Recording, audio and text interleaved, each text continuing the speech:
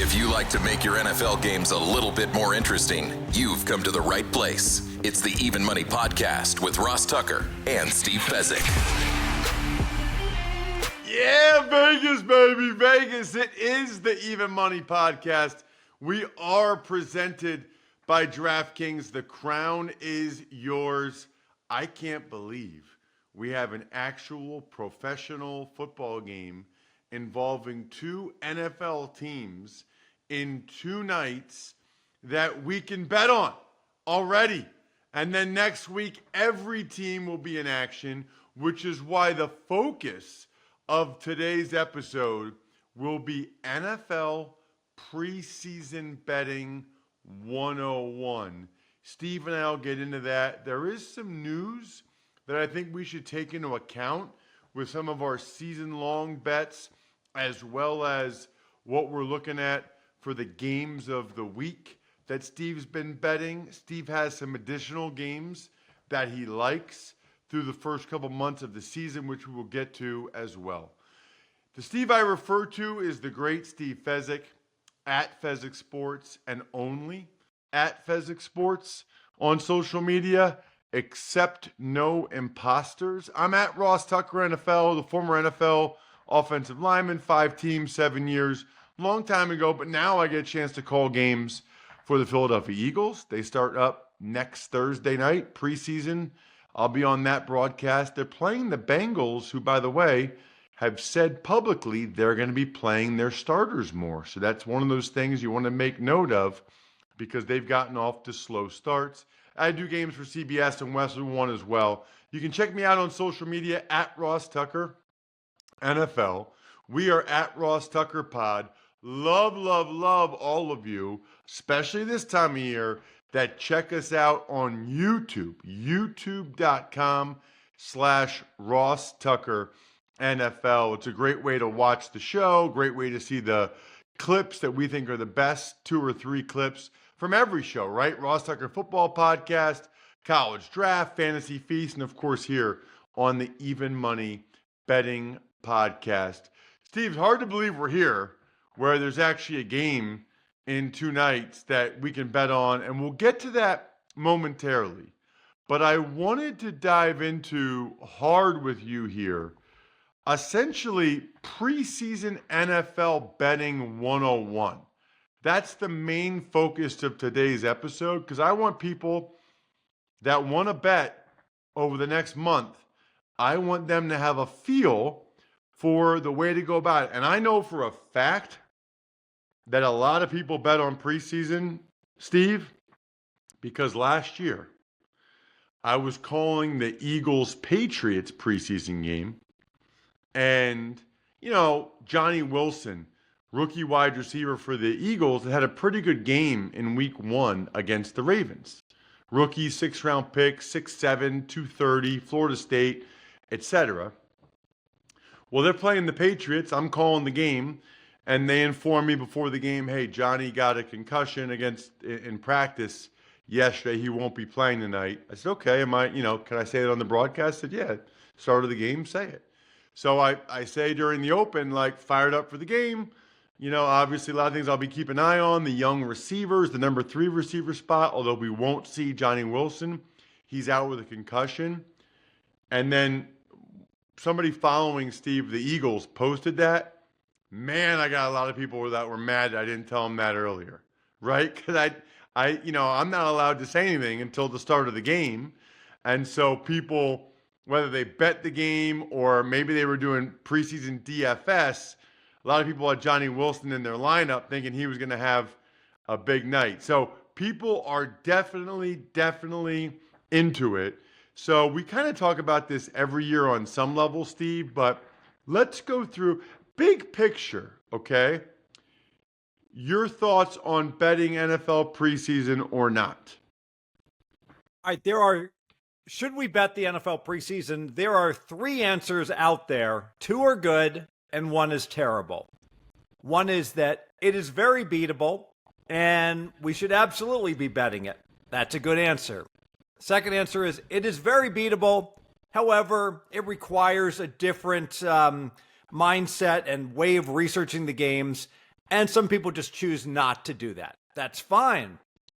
The answer, oh, it's not beatable, is ridiculous. It's like saying the game of blackjack is not beatable. It's been proven, obviously, for 40 years that the game of blackjack, 40 years, 60 years that the game is beatable. Same with preseason.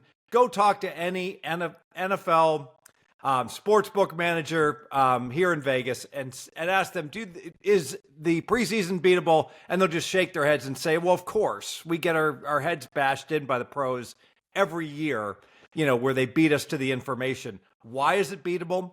Because they're exhibitions. The games don't count. So you don't get a full effort from either team, and oftentimes you get a better effort from one team than the other. So 2 ways to beat the NFL. 1, handicap all the quarterback rotations and get the better 3rd and 4th string quarterbacks.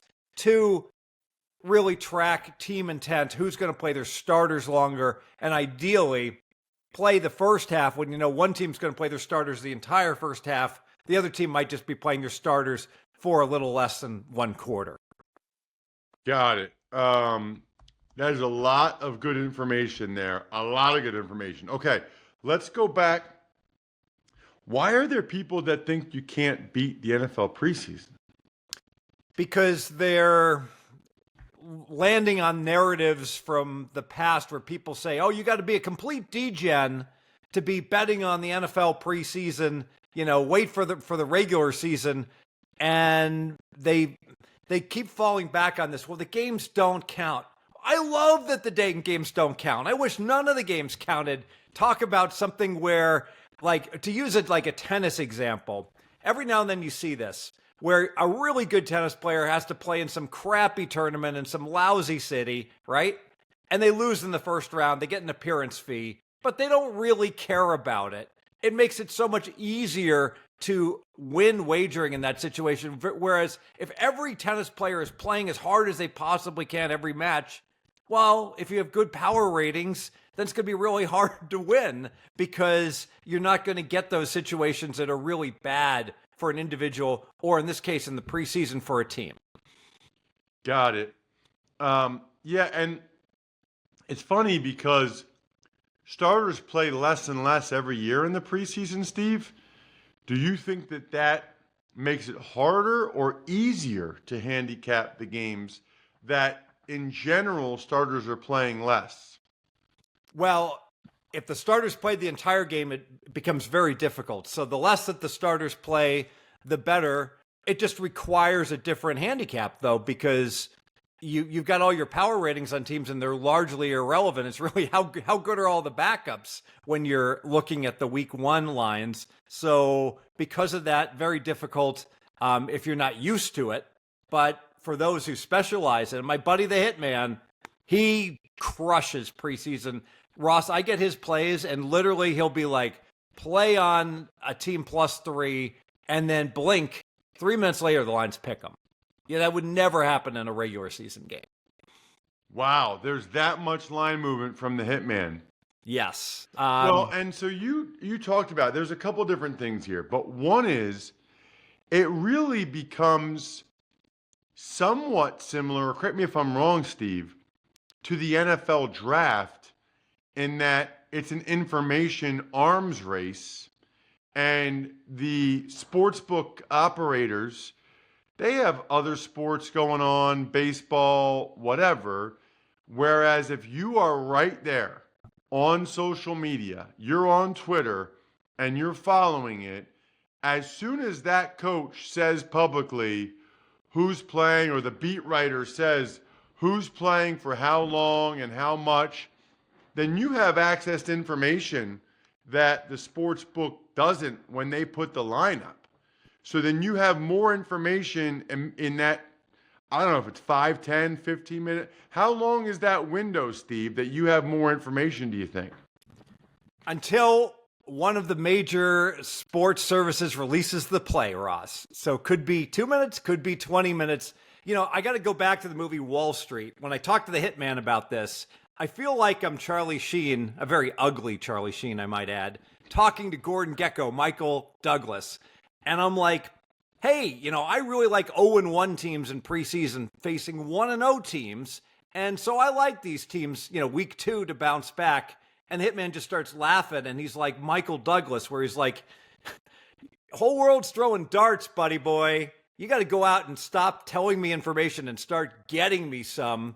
Specifically, I don't care about this 0-1, 1-0, good trends. I'm going to wait till I know for sure one team's playing their starters more, and then we're going to go ahead and fire.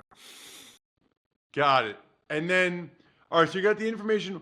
What did you mean when you said there are people that say it's very beatable, but they don't like to bet it because it's a different skill set? Can you expound upon that? Sure, bandwidth. I mean, we all can't stay up 24/7. Lacrosse is very beatable, has low limits, and I just don't have time to handicap lacrosse. So people are like, Fez, why don't you bet lacrosse? It's a beatable sport. And I'm like, yeah, but I don't have time to be everywhere. MLB's going on right now. WNBA's going on. College football. These college football lines are moving like crazy. There's games of the year in the NFL to bet all over the place. It's simply a matter of, do I have the bandwidth to nonstop be refreshing all my Twitter accounts with these beat writers? So it's interesting what you said about 0-1 versus 1-0, because that used to be a big thing for you. Was like if a team hadn't won yet in the preseason, especially if they had a new coach. Yeah, no coach, especially a new coach, wants to start preseason 0-3. And you know what? To go 0-3, Ross, you have to go 0-2. So the first game, no big deal. But then you drop that first game, you're like, boy, I don't want to be going into a press conference, a presser, having had my team look bad back-to-back weeks. And frankly, I really like the 0-1 teams that really weren't competitive week 1. You expect a little better effort, especially out of coaches that care. I mean, if it's McVay, who he doesn't care at all, but a newer coach doesn't want his team to be embarrassed back-to-back games. Well, and the thing is from a personnel standpoint and a schematic standpoint, Steve, the coaches have a lot of control here. They have a lot of control over who they play, what plays they call, how much they game plan, more or less how much of an emphasis they put on the game and having success in the game. You reference some don't care at all, but some definitely do care. It used to also be all about the backup quarterbacks, and you could bet these games just based on the backup quarterbacks. Yeah, we love a backup quarterback that has some wheels because the O-line can't block. They're not used to working together, the second and third strings. So give me a Seneca Wallace, Mr. August, to go ahead and break from the chaos and run for the first down on 3rd and 6, right? More great stuff right after this. Steve, I know you got healthy with working out and stuff. I'm telling you, my wife and I are really into these Factor meals right now. She's actually the one that turned me on to it. She was told, hey, this is the way to go for your health and nutrition. And then they became a sponsor, which is amazing. I mean, last week, literally, we got a text message. She gets text messages when the new order's coming. She thought it was her order. It was my order. Eat smart at factormeals.com/even50off and use code even50off to get 50% off plus free shipping on your first box. That's code even50off at factormeals.com for 50% off plus free shipping. These are delicious, ready-to-eat meals delivered with Factor. Let's go over some simple math here. Beer is good. Labatt Blue Light is especially good. Free stuff, really, really good. Thanks to my friends at Labatt, they have combined all of these things. It's called Buy Beer, Get Gear.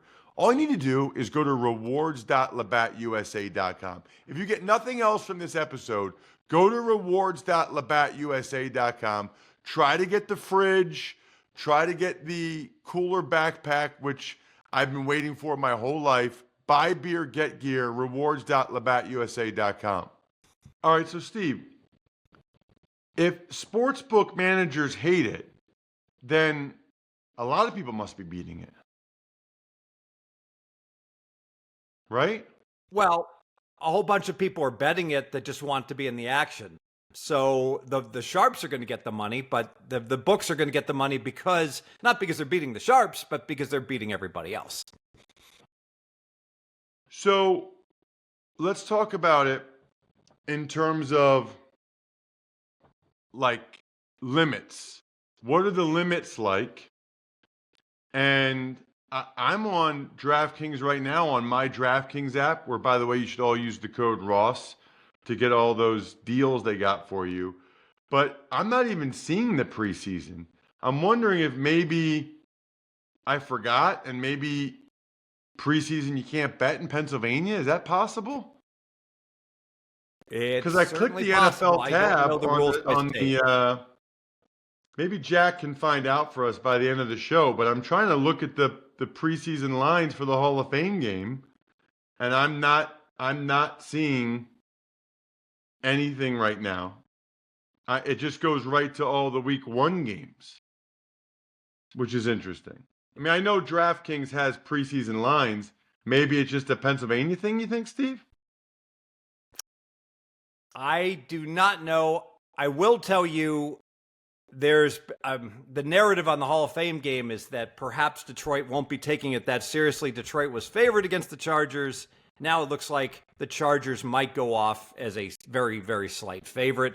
And, you know, the difference between a -1 in each direction is pretty huge in preseason because you can have teams go for 2 all the time. They don't want to tie the game. So a +1.5 is worth a whole lot more in preseason than the regular season. Yeah, I'm at the top of I'm going through everything. Player future, stat leaders, rookie, season high totals.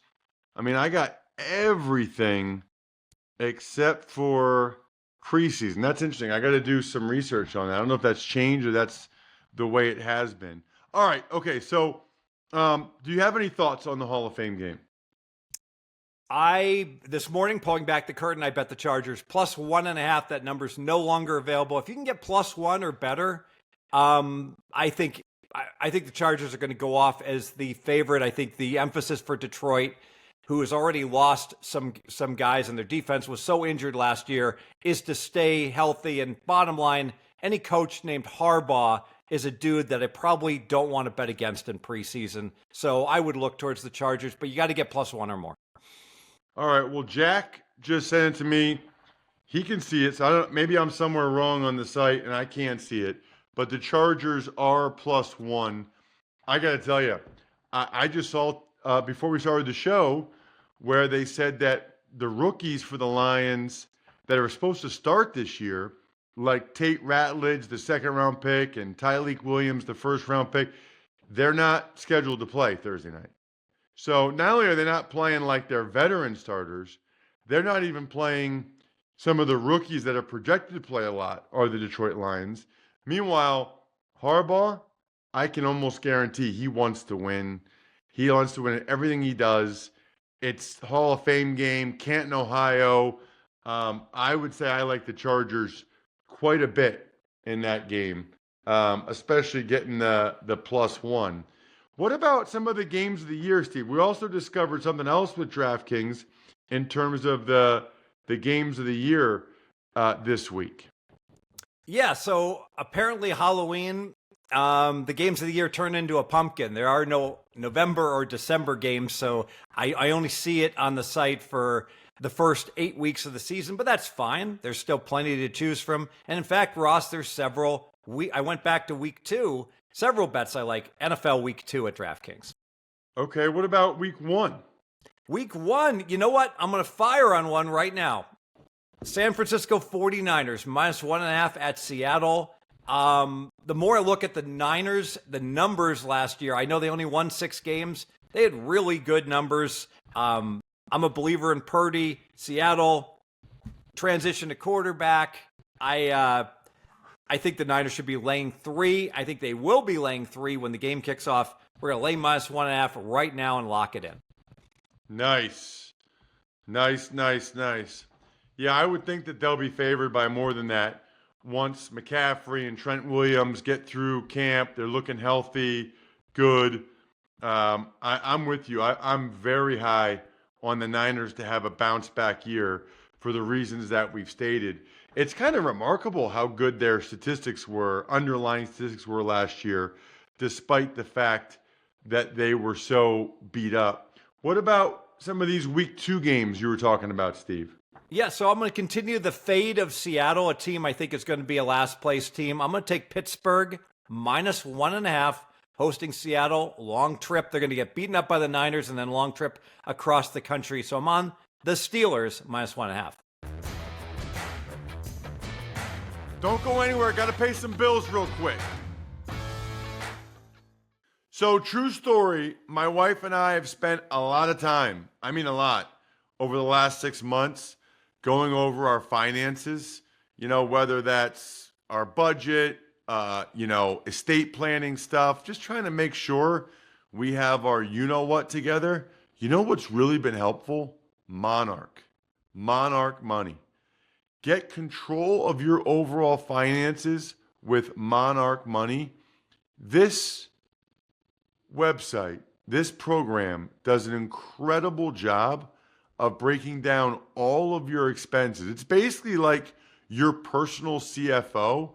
I'm telling you right now, you're spending more on certain items than you even realize. Use code EVEN at monarchmoney.com in your browser for half off your first year. So go to monarchmoney.com, then use the code EVEN, and you get 50% off your first year. Okay, so we like the Niners -1.5 at Seattle, the Steelers -1.5 versus Seattle, but the Steelers are home, right? Yeah, the Steelers are the host team. Mm-hmm. Okay, so they're not saying that they think the Steelers and the Niners are even because one game is in Seattle. Although, interestingly, Steve, have you noticed that Seattle's home field advantage isn't close to what it used to be? It flipped at some point. They used to be almost unbeatable at home, and they used to have incredible home field advantage and the noise. They're better on the road. They've been better on the road in recent years than at home. It's wild. Yeah, the 12th man. One thing about home field advantage, when you have a really elite team, the crowd noise is higher. So, a good example is like New Orleans. When New Orleans is good, they have a really big home field, not as much when they're a down team. So you have to adjust home field for how good a team is and how frenzied the crowd becomes. Maybe that's a factor. What else? Anything else for week 2 in the NFL? Sure. So, Green Bay week 1 is hosting Detroit. And Green Bay is laying, it depends upon which book, but on average around -2. Well, week 2, Green Bay's on Thursday is hosting Washington. It's a really bad spot for Washington. Short week for the road team. And Washington's not as good as Detroit. And Green Bay's only -2.5. That line has to be -3. I know that doesn't sound like a big difference. I'm going to lock in the Green Bay -2.5 right now, Thursday, 9/11. Ooh, okay. Packers against the Commanders. And then I think you were texting me, you got one more, right?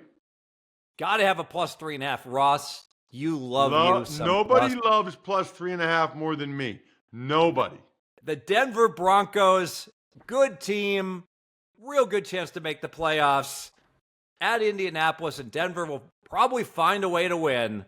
But give me Indy +3.5 in a game that should be 3. Would not surprise me, Ross. 3 minutes to play. It's 17-all, and the Broncos are driving for the game-winning but not covering field goal. 20-17 Denver will take Indy +3 and the hook. I'm curious, Steve, if any of the information that's come out in recent weeks, since training camp has started, has impacted how you feel about any of these teams. I'll give you some examples of things that are jumping out to me. Sean McVay said Stafford's got a little back tightness. He'll be practicing by the end of the week. Then the next thing he said was, I shouldn't have said that. He's week to week. The goal is to have him ready by week 1. That, Steve, as a former back surgery guy, bad back guy, that is a red flag. That Stafford is going to be battling whatever is causing him to miss this much time of camp. There's some type of issue going on there. This isn't like a one-day mini back spasm. Even if he finds a way to play in every game this year, I believe that this will be impacting how much time he's on the practice field. I think this will impact him. It sounds like he might have to grind through this whole season with a back issue. So I'd be selling on the Rams a little bit, whether it's the season win total or some of those games, because I can read the tea leaves pretty good when it comes to some of these injuries. And hopefully this year we'll do a good job with sportsinjurycentral.com, Dr. Chow, sixscore.com, because that's the other two things that have jumped out to me. Joe Mixon, is going to be out an extended period of time with this foot issue. He's on NFI. The Texans were not great offensively last year, and Mixon was like a bright spot. And with that revamped offensive line, they need to be able to run the ball. That's concerning. And then Malik Neighbors, who didn't do anything in the spring, comes out publicly and says, I might have to have surgery on my toe at some point, but we have a good plan to manage it. Manage it. Second-year guy, red flag. Now he says it's like a mosquito bite. He just can't get it to go away. I mean, not that I was that high on the Giants before, but these are some of the things, if these guys have, prop bets or whatever, these are things that jump out to me, Steve. I don't know about you. Yeah, absolutely. The funny thing is I always am looking at the games of the year, and I look at all the books, and week 17, Ross, there's a book that had a line. I just bet this. The Raiders, my Raiders minus 2.5 hosting the Giants. Is Neighbors going to be around? Is Dart going to be quarterback for the Giants at that point? Love that bet. Minus 2.5 on the Raiders. Minus 2.5. That's at a local casino here in Vegas. So absolutely be looking at all these games of the year at all books. That is awesome. All right. So what a terrific start to the NFL preseason. We've got Steve and I both like the Chargers on Thursday night. Steve gave you some tips for betting preseason in general, and he had 3 more bets for the regular season that you guys can fire on if you'd like, which is very, very cool. It's Green Bay minus 2.5, week 2 against Washington. Pittsburgh minus 1.5 against Seattle. You've got Indy plus 3.5 hosting Denver. And then week 1, Steve likes the Niners laying the 1.5 at Seattle. Good luck, everybody. Hope you guys win some money. Thanks for tuning in to Even Money. Make sure to also check out the Ross Tucker Football Podcast, Fantasy Feast, and College Draft, all on the DraftKings Network, YouTube, or subscribe to the podcast on your favorite platform.